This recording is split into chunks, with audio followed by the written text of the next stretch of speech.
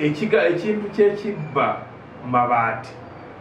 oba n'ekibba kuba gavumenti ya Mwami Museveni obubbi nkola era bakuwa omulimu singa tobba yagamba nakuwa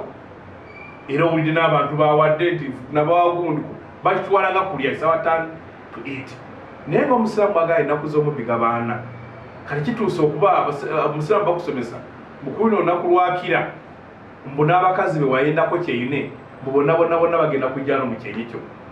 kati bonna ab'omukisa nga baali bangi nnyo ne batajjaawo gwe mukisa gwo anaaba n'abatono bajja okujja kati buli kimu kibakola kino kyagadde kulaga ekifaananyi NRM bwefaanagana nti n'olaba nti bwaba mu presidency ng'olaba yakiikiridde bw'olaba mu gye bayita gavumenti prime minister ng'akiikiridde bulungi n'abamuddiridde awo bw'ogamba mbu ngende n'opewa nti akulira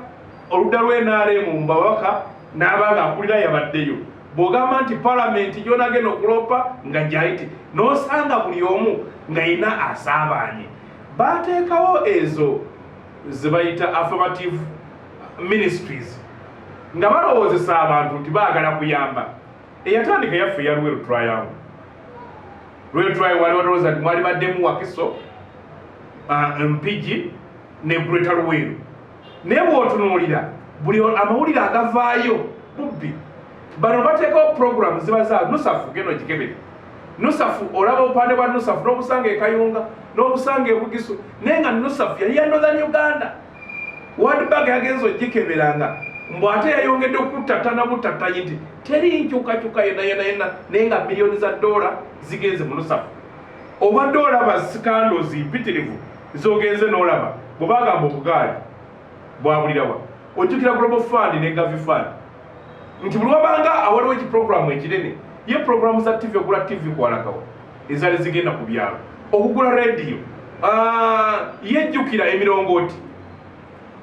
oba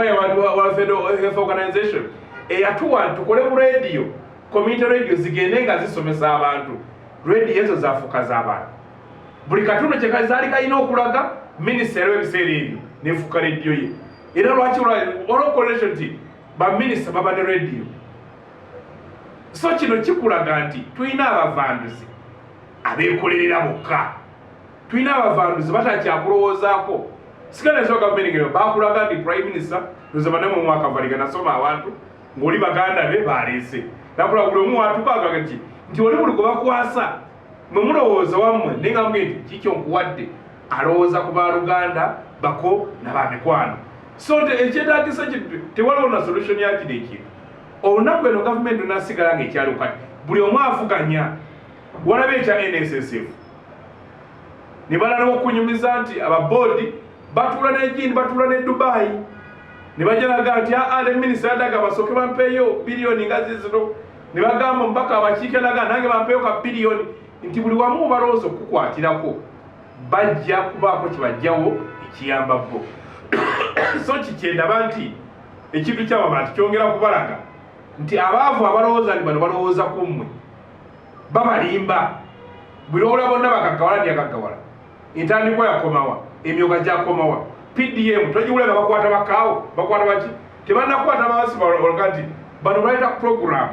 abagireese ne balina okugigaggawalamu so neeno erina kuyamba abo abagireeta nga tugamba tuli mu buwambe bano abaatuwamba bo banoonya bibagaggawaza era olaba olwaleero omubaka wa palamenti minisita omusanga nga ye mugagga